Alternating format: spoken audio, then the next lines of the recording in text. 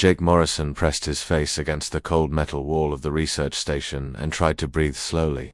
The air tasted wrong now, thin and bitter like old metal. The computer screens around him flashed red warnings that he had learned to ignore hours ago: oxygen levels critical, life support failing, hull breach detected in sectors 7 through 12. He was alone on Meridian 7, a research station that once housed 200 scientists and military personnel. Now it drifted in the dark space around a dying star, and Jake was the only human left alive anywhere in the galaxy. The Zephyrian Empire had made sure of that. The radio crackled to life one more time. Admiral Lisa Kane's voice came through the static, weak and broken. Her colony ship was the last one, carrying 30,000 humans who had escaped Earth before the final attack. Jake had been listening to her reports for weeks as the alien hunters tracked them down. "Morrison, are you still there?" Lisa's voice was barely a whisper now. "I'm here, Admiral," Jake said into his headset. His own voice sounded strange in the empty station. "They found us," Lisa said. "The Zephyrian fleet is here. We can't run anymore." Jake closed his eyes. Through the station's windows, he could see the red glow of the dying star. It had been beautiful once, but now it was just another reminder that everything ended eventually. "Jake, listen to me," Lisa continued. "You're the last one now. When we're gone, you'll be all that's left of humanity." "I know," Jake said. The station shuddered around him as another system failed. "I won't be far behind you.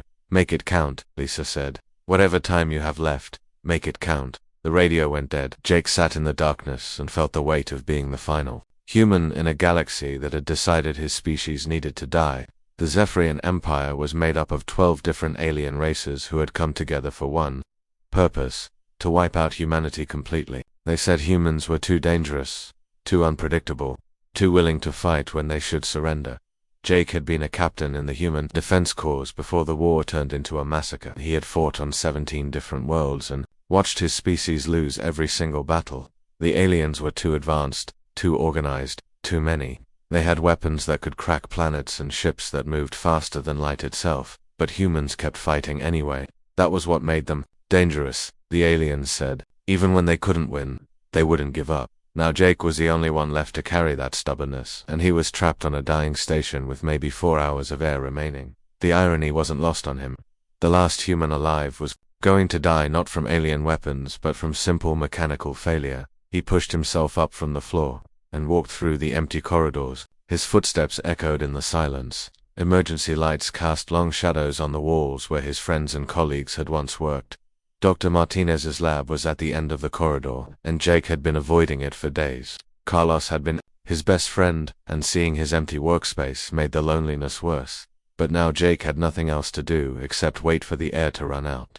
He might as well see what Carlos had been working on before the evacuation. The lab door hissed open, and Jake stepped inside. Charts and diagrams covered every wall.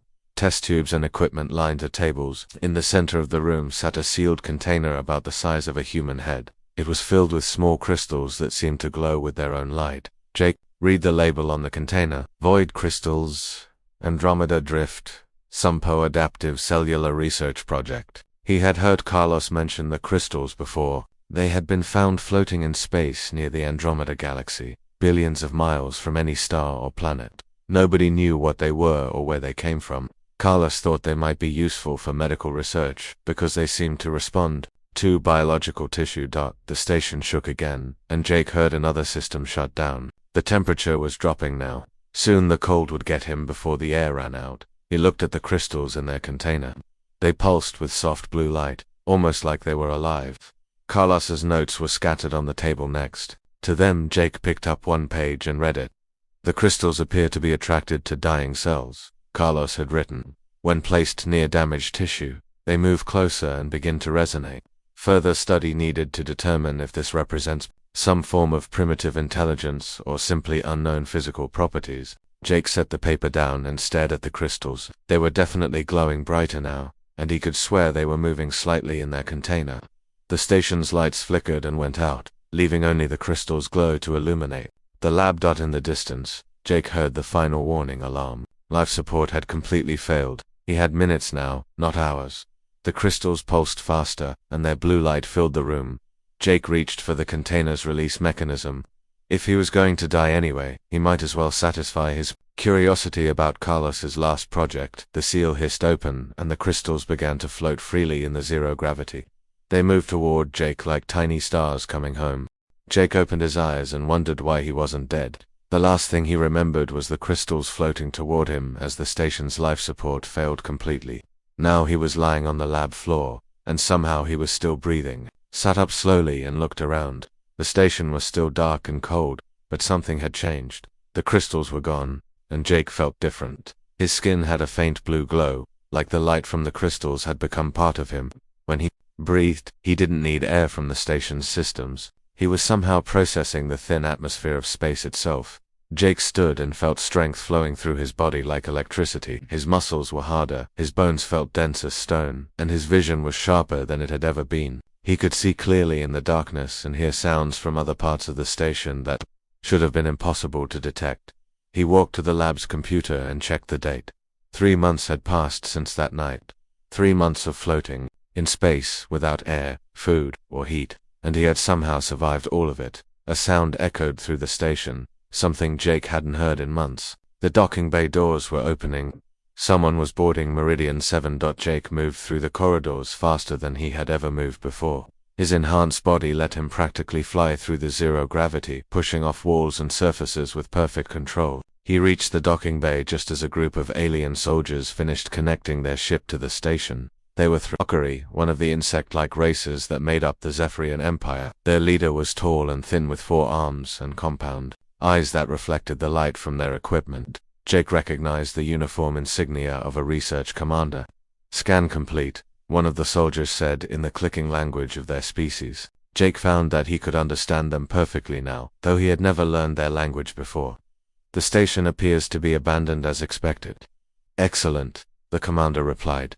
"Begin collecting human technology samples. The Empire wants everything: computers, weapons, medical equipment. Load it all onto the cosmic harvester." Jake watched from the shadows as 6 Thrakari soldiers spread through the station. They moved with the confidence of a species that had never lost a war. The Thrakari were known throughout the galaxy as master tacticians who planned every detail of their operations. They had not planned for Jake. He dropped from the ceiling behind the first soldier and struck with his bare hand. The alien's armor, designed to stop human bullets, cracked like an eggshell. The soldier collapsed without making a sound. The second soldier turned just in time to see Jake moving toward him. The alien raised his energy weapon, but Jake was already inside his guard. Another strike, and another enemy down. "Intruder alert," the third soldier called into his communicator. "Unknown hostile in section." Jake reached him before he could finish the sentence. The soldier's weapon fired once, sending a beam of energy into the wall where Jake had been standing a split second before. Jake's enhanced reflexes made the alien movements look slow and clumsy. The remaining soldiers tried to form a defensive position, but Jake moved through them like wind through leaves. Their advanced weapons and armor meant nothing against his new abilities. In less than 2 minutes, all 6 soldiers lay unconscious on the station floor. Commander Vexai, the Thrakari leader, backed toward his ship with all 4 arms raised. His compound eyes reflected fear, an emotion Jake had never seen in a Thrakari before. "What are you?" Vexai clicked in his own language. "I'm human," Jake replied in perfect Thrakari. "I'm the one you missed." "Impossible. All humans are dead. The final colony ship was destroyed months ago." Jake stepped closer, and Vexai's fear grew stronger. "You're right. All humans are dead. But I'm not exactly human anymore." The commander tried to reach his ship's controls, but Jake moved faster. He grabbed Vexai's primary arms and held him still without hurting him. "Your ship's computer," Jake said. "I want to see your mission records." "I will tell you nothing," Vexai replied, but his voice shook. Jake looked into the alien's compound eyes, and felt something new awakening in his changed mind. He could sense Vexai's thoughts, not clearly, but enough to understand the commander's intentions. The ability frightened Jake almost as much as it frightened a Thrakari. "You don't need to tell me," Jake said. "I can see it myself." He guided the paralyzed commander to the ship's main computer and placed his hand on the interface. Information flowed into Jake's mind like water. Ship logs, mission parameters, star charts, communication records with the Zephyrian High Command. What he learned made his enhanced blood run cold. The Thrakari weren't just scavenging human technology. They were part of a galaxy-wide operation to eliminate every trace that humanity had ever existed. 12 different alien species were working together to erase human colonies, destroy human artifacts, and even remove references to humans from historical records. But worse than that, Jake discovered that some humans were still alive.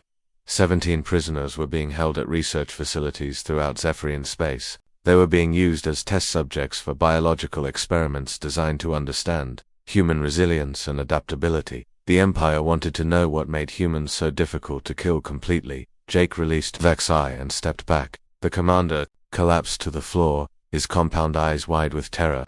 "Please," Vexi whispered. "I am only following orders. I have no hatred for your species." Jake looked down at the alien and felt something he hadn't expected. Pity. Vexi was just a soldier doing his job, like Jake had been before the war changed everything. "I'm going to take your ship," Jake said, "and I'm going to use it to find the humans you're keeping alive.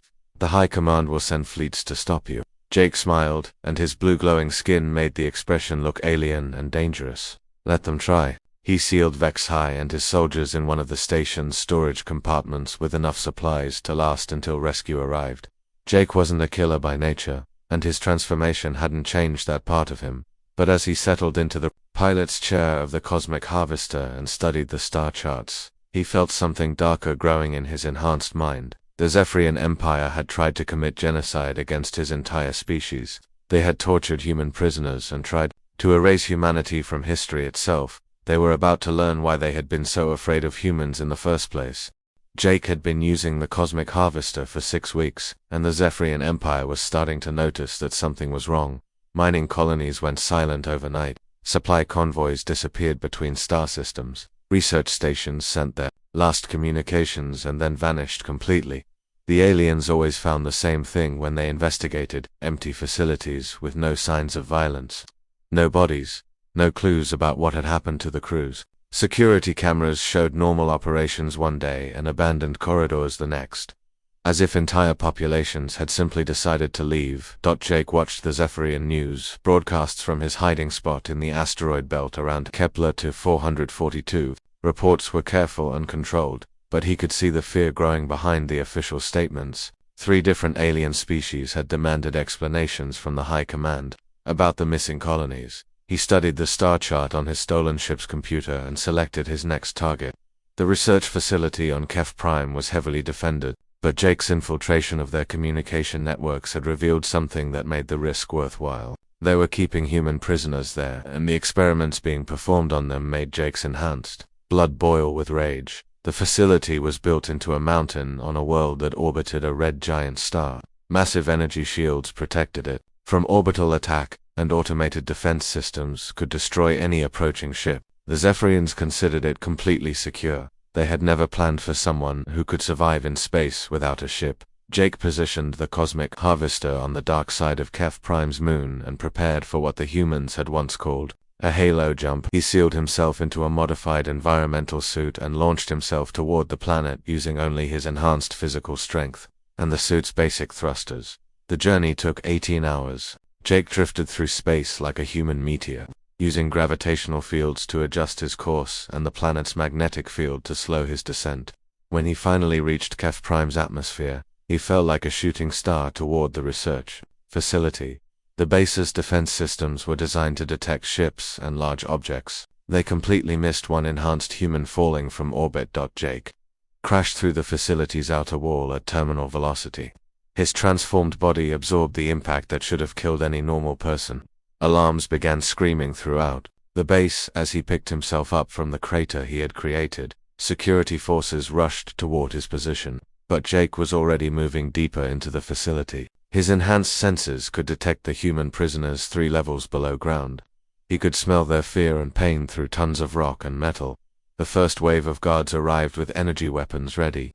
Jake had learned during his previous raids that most alien armor was designed to stop projectile weapons and energy blasts, not physical force applied by someone with his enhanced strength. He moved through them like a hurricane, disabling weapons and knocking out soldiers without killing them. The facility's commander, a gaseous being from the Nebula Collective, appeared on the corridor's communication screens. Its voice was like wind through hollow metal. "Intruder, you are surrounded," the being said. Surrender now and you will be treated according to galactic law. Jake looked directly into the camera and spoke in the commander's own language, another ability his transformation had given him. I am here for the human prisoners, he said. Release them and I will leave peacefully. There are no human prisoners here. All humans are extinct. Jake smiled and punched through the wall next to the camera. His fist went through 2 feet of reinforced metal like it was paper. Then you won't mind if I look around, he said. The commander sealed the facility's blast doors and filled the corridors with sleeping gas, designed to stop any known biological threat. Jake held his breath and kept moving. The gas had no effect on his transformed physiology. Security robots rolled into position, their weapons charged and ready. These machines were programmed to stop biological intruders, but Jake's enhanced speed and strength let him tear through them like toys.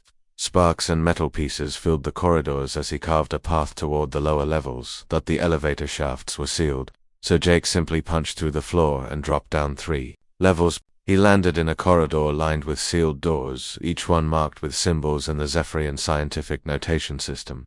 Behind the doors, Jake could hear human voices. Weak, frightened, but definitely human. He tore the first door off its hinges, and found a middle-aged woman strapped to a medical table. Tubes and wires connected her to machines that monitored her vital signs, while alien doctors performed tests on her blood and tissue. Who are you? The woman whispered.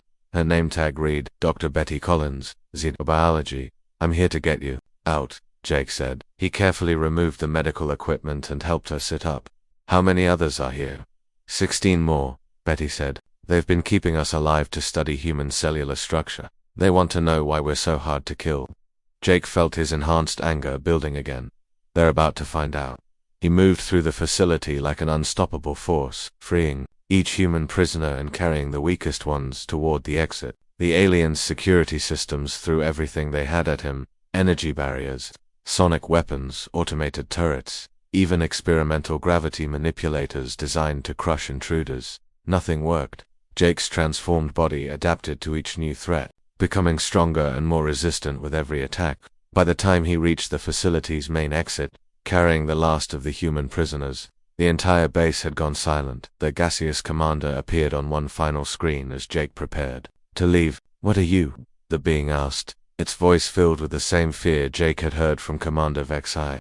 I'm the reason you were afraid of humans in the first place, Jake replied, and I'm just getting started. He launched himself back into space carrying the 17 freed prisoners in modified emergency pods. Behind him, the research facility remained intact but completely abandoned. Every alien worker and soldier had simply disappeared, just like the other sites Jake had visited. The cosmic harvester left Kef Prime's orbit. Jake looked at the rescued humans in the ship's medical bay. They were dying from the torture they had endured, their bodies broken by months of experimentation, but they were alive, and that meant humanity wasn't extinct yet.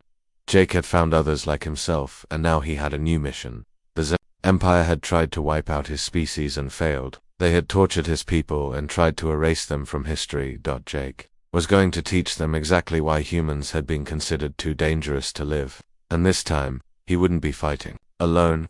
Jake watched helplessly as the 17th human died in the Cosmic Harvester's medical bay. Dr. Betty Collins had lasted 3 days longer than the others, but the alien experiments had damaged her body beyond any hope of recovery. Her final words were a whisper that Jake would never forget.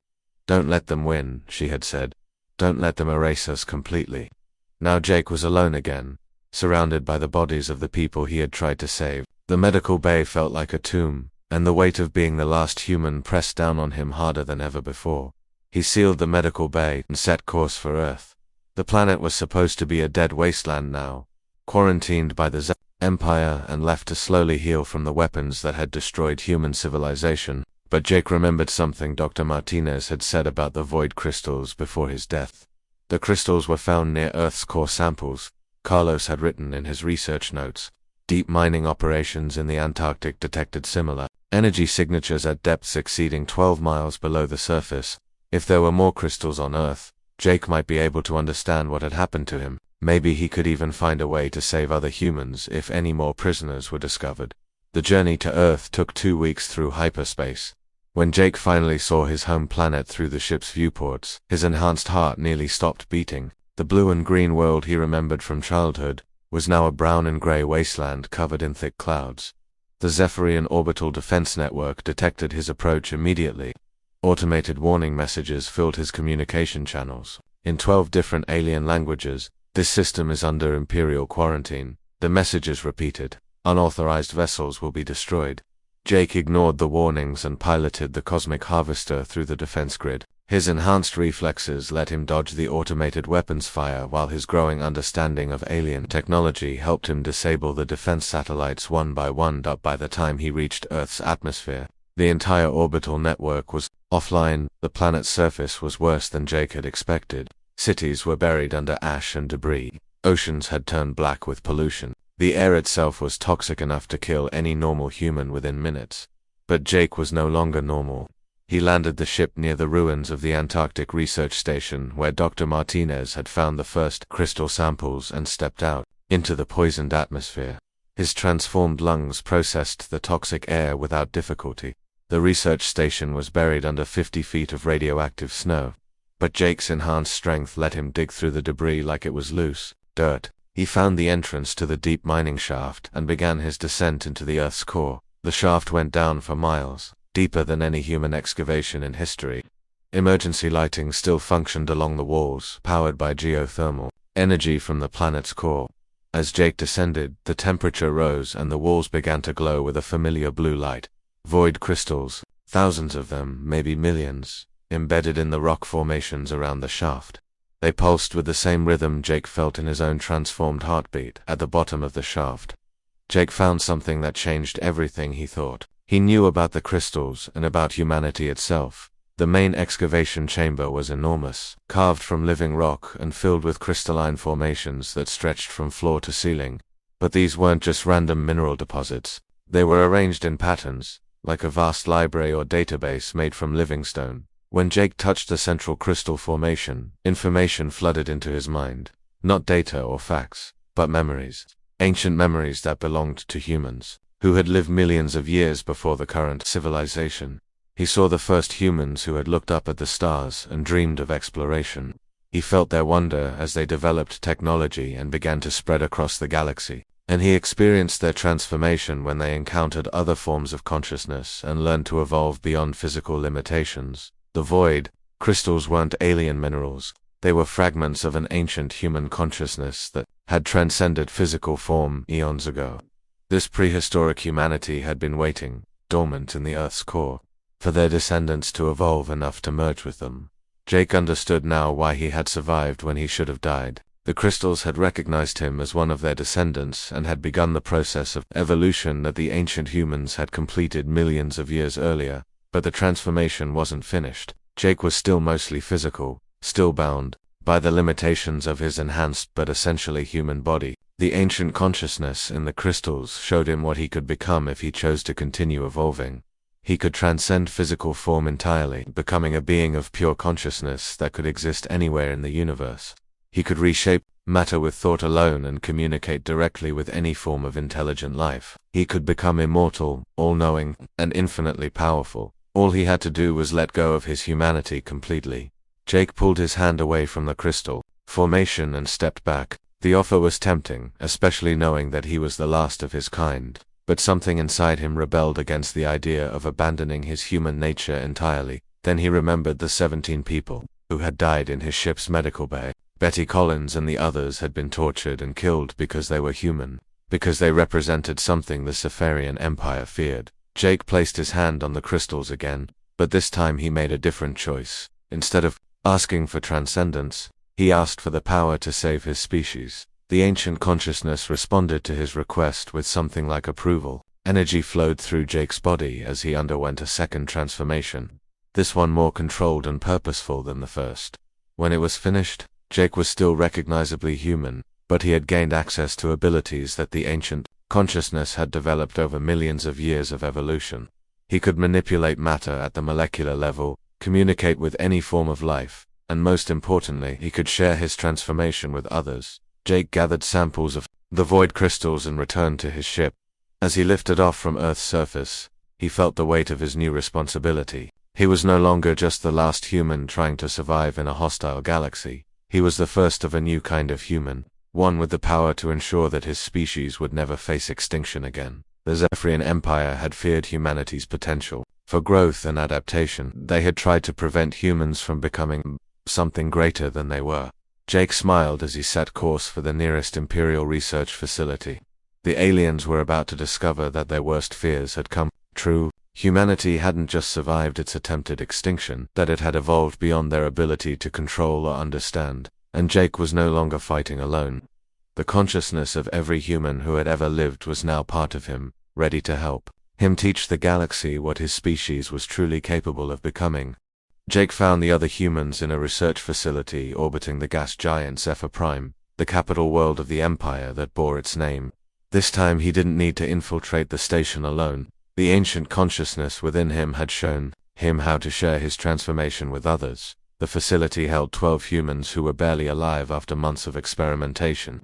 Jake reached them through the station's ventilation system, moving like liquid through spaces too small for any normal person. When he found the first prisoner, an engineer named Ben Parker, Jake placed his hand on the man's forehead and shared the crystal energy that had saved his own life.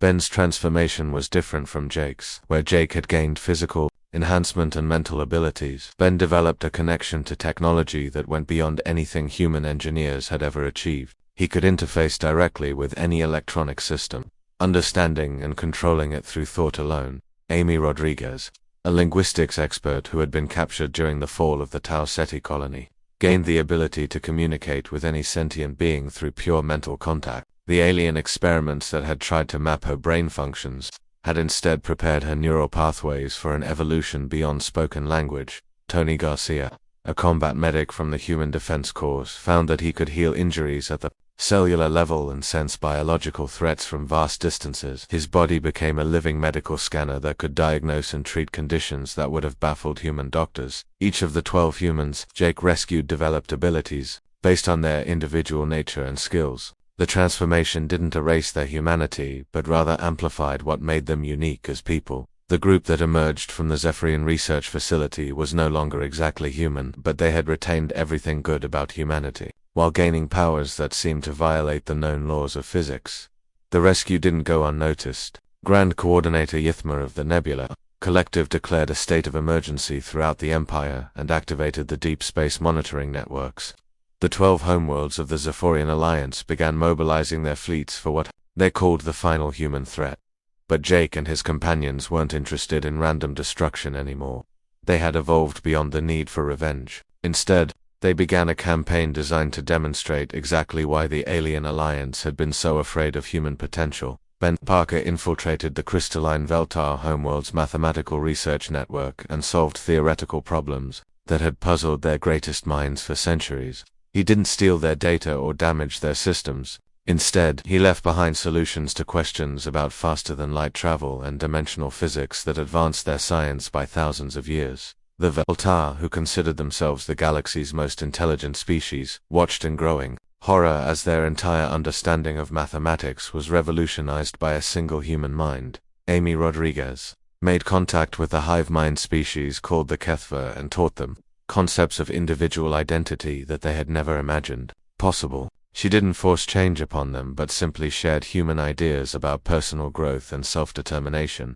Within days, individual Kethva drones began developing independent thoughts and creative abilities that their collective consciousness couldn't suppress or control. Tony Garcia infiltrated the warrior culture of the reptilian Skaha and challenged their greatest fighters to single combat. But instead of using weapons or traditional fighting techniques, he fought with a style that adapted and evolved in real time, incorporating elements from every martial art that had ever existed. The Skoha warriors, who had never lost a battle in their species' recorded history, found themselves outmatched by a human who fought like water, flowing, changing, and impossible to pin down. Each demonstration sent shockwaves through the Zephyrian Empire.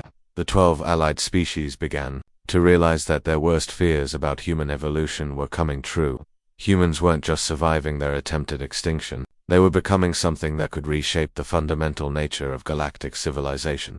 The fear reached its peak when Jake himself appeared on Thrakkery Prime, the military capital of the Empire.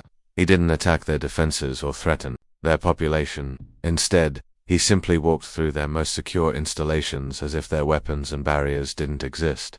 The Throckery had built their entire culture around military precision and tactical superiority. They planned every detail of their operations and never made strategic mistakes. But Jake moved through their defenses like he could see the future, anticipating their every move and countering their tactics before they could implement them. When he reached the planetary command center, Jake stood before the assembled Throckery High Command and spoke in their language. "You tried to destroy humanity because you were afraid we would become something you couldn't control," he said. "You were right to be afraid, but wrong about what we would become." The Throckery generals raised their weapons, but Jake made no move to defend himself. The energy beams passed through him harmlessly, as if he had become incorporeal. "We didn't become conquerors," Jake continued. "We became teachers. We're not here to rule over you or replace you. We're here to show you what conscious beings can become when they stop limiting themselves." Commander Vexai, the same Thraki officer Jake had captured at Meridian 7, stepped forward from the group of military leaders. "What do you want from us?" Vexai asked. "We want you to choose," Jake replied. "You can continue fighting us, continue trying to prevent evolution and growth, and watch your civilization stagnate. Or you can join us and discover what your species might become if you embrace change instead of fearing it." The response from the Thracari High Command was immediate and predictable. They activated Protocol 7, the doomsday weapon system designed to sterilize entire star systems. Massive battle fleets from all 12 allied species began converging on known human positions. Energy weapons capable of cracking planets were charged and targeted. The greatest military force in galactic history prepared to unleash total destruction rather than accept the possibility of change. Grand Coordinator Yithma sent a message to every world in the Empire. The human contamination will be eliminated completely, the gaseous being announced. No trace of their influence will remain. The galaxy will be purified of their dangerous ideas about evolution and growth. Jake received the transmission aboard the Cosmic Harvester and smiled. The Empire's reaction was exactly what he had expected. Fear of change was a powerful force, and the Zephyrian Alliance had built their entire civilization around controlling and preventing evolution, but they had made one critical mistake. They assumed that the new humans would fight back using the same methods they had always used: ships, weapons, and military tactics. Jake looked at his 11 companions, each one representing a different aspect of human potential that had been amplified beyond anything the galaxy had ever seen. "Are you ready?" he asked them. Ben Parker's eyes glowed with the light of 1,000 connected systems. Amy Rodriguez's mind touched the consciousness of every sentient being within 50 light-years. Tony Garcia's enhanced senses mapped every life sign in the surrounding star systems. "We're ready," they said in unison. The final battle wasn't going to be fought with weapons or ships. It was going to be fought with ideas, with the power of consciousness itself to reshape reality. The Zephyrian Empire had no idea what they were really up against. The final confrontation began not with weapons fire but with a simple message that Jake broadcast across every communication channel in the galaxy. His voice reached every world, every ship, every consciousness capable of understanding language. "This is Jake Morrison, speaking for humanity," he said. "We know your fleets are coming to destroy us. We know you believe that eliminating our physical forms will end the threat we represent. But before you fire your weapons, we want to show you something." What happened next changed the course of galactic history forever. Amy Rodriguez reached out with her enhanced mind and touched the consciousness of every sentient being within 1,000 light-years. She didn't force her thoughts upon them or try to control them. Instead, she simply shared the memories that Jake had received from the ancient crystal consciousness across the galaxy. Millions of alien minds experienced the true history of consciousness itself. They saw how intelligence had evolved and grown over billions of years, how species after species had faced the choice between stagnation and transcendence. They felt the joy of growth, the wonder of discovery, and the infinite potential that lay dormant in every thinking being. The crystalline Veltar were the first to understand. Their mathematical minds processed the implications of consciousness evolution and realized that their own species had been artificially limiting itself for millions of years. Instead of pursuing greater understanding, they had chosen the safety of known equations and familiar theories. On Veltar Prime, the greatest mathematical minds of their species began working together on problems they had never dared to attempt before. Within hours, they had breakthrough insights into the nature of reality itself. The hive mind Kethva experienced something they had never imagined possible: individual choice. For the first time in their species' history, drones began making personal decisions that went against the collective will. But instead of chaos, this created a beautiful harmony between individual creativity and group cooperation. Even the warrior Skaha found themselves questioning the value of endless conflict. Their greatest fighters began developing new combat forms that emphasized protection and healing rather than destruction. But not every species embraced the revelation. Grand Coordinator Yithma of the Nebula Collective rallied the more conservative factions within the Empire and launched the final attack. "Do not listen to their lies," Yithma broadcast to the assembled fleets. "They seek to corrupt us with false promises of evolution. We must destroy them now before their influence spreads further." The combined firepower of 12 different species opened up on the coordinates where Jake and his companions were supposed to be located. Energy beams that could vaporize planets converged on empty space.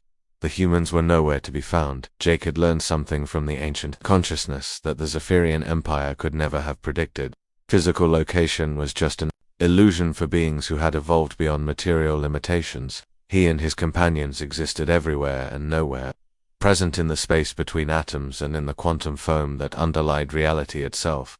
When they chose to become visible again, it wasn't on any ship or planet. They appeared in the void between galaxies, where the combined fleets of the Empire had followed them. But the humans weren't alone. Surrounding them were representatives of every species that had chosen evolution over stagnation. Veltar mathematicians, whose crystalline forms now blazed with new kinds of energy. Kethva individuals who had retained their connection to the collective while gaining personal identity. Skaha warriors who had learned that the greatest strength came from protecting rather than destroying. Even some Thrakari were there, including Commander Vex, who had finally understood that humanity's greatest weapon wasn't their refusal to surrender, but their ability to inspire others to become more than they were. The sight of their own people joining the humans broke the resolve of many in the Imperial fleets. Ship after ship powered down their weapons and requested permission to join what had become known throughout the galaxy as the consciousness evolution. But Yithma and his hardline supporters weren't finished. The gaseous being activated, the ultimate weapon in the Empire's arsenal, a device that could unravel the quantum structure of space itself, destroying not just matter but the possibility of existence in entire regions of the universe. "If we cannot control evolution, we will end it," Yithma declared. "Better a dead galaxy than one corrupted by human ideas." Jake felt the weapon powering up and recognized the choice that every advanced species eventually faced: grow or destroy everything rather than accept change. But instead of fighting the doomsday weapon, Jake did something that even his own companions didn't expect. He opened his consciousness completely and invited Yithma to experience what he had become. The gaseous being's mind touched Jake's evolved consciousness and suddenly understood what the humans had been trying to share. Evolution wasn't about replacing existing species or eliminating what came before. It was about expanding the definition of what life could become. Yithma felt the ancient memories that Jake carried, the wisdom of billions of beings who had chosen growth over fear. The gaseous coordinator experienced consciousness without the limitations of form, thought without the boundaries of individual identity, and existence without the constraints of physical law. For the first time in its long life, Yithma understood what it meant to truly live rather than simply exist. The doomsday weapon powered down as its creator underwent the same transformation that was spreading throughout the galaxy. Species after species chose to join the evolution rather than fight it. The war ended not with victory or defeat, but with understanding. In the years that followed, the galaxy became something unprecedented in cosmic history, a civilization based on growth rather than control, on possibility rather than limitation. The 12 species of the former Zephyrian Empire became the founding members of what they called the Consciousness Collective, a loose alliance of beings dedicated to exploring the infinite potential of evolved awareness. Jake Morrison, the last human who was supposed to die but didn't, became something that transcended the need for titles or positions. He existed as a bridge between what consciousness had been and what it could become, helping newly evolved beings understand their expanding capabilities, while ensuring that the essential qualities that made each species unique were preserved and celebrated. The human transformation hadn't eliminated humanity, but had instead shown the galaxy what humanity had always been at its core, a species that refused to accept limitations on what was possible. They had taken that refusal and evolved it into a force that could reshape reality itself. Earth was restored not through technology but through the conscious intention of evolved beings who remembered what the planet had once been. Humans who chose to return to physical form walked again under blue skies and breathed clean air, while others explored the galaxy in forms made of pure thought and intention. The universe had become a place where any being could choose what to become, where consciousness itself was recognized as the fundamental force that shaped all existence. Fear of change had been replaced by excitement about possibility, and the question was no longer what species would dominate but what all conscious beings might accomplish when they worked together. Jake often returned to the ruins of Meridian 7, now transformed into a memorial for all the beings who had died defending the possibility of growth. Sometimes he took physical form to stand in the place where his transformation had begun, remembering the frightened man who had faced death alone in the darkness of space. That man had been the last of his kind, but he had also been the first of something new. His refusal to accept extinction had become a gift to the entire galaxy. The knowledge that consciousness could grow beyond any limitation, that evolution was always possible, and that no being ever had to face the universe alone. The last human was supposed to die, but he didn't. Instead, he had taught the galaxy how to live.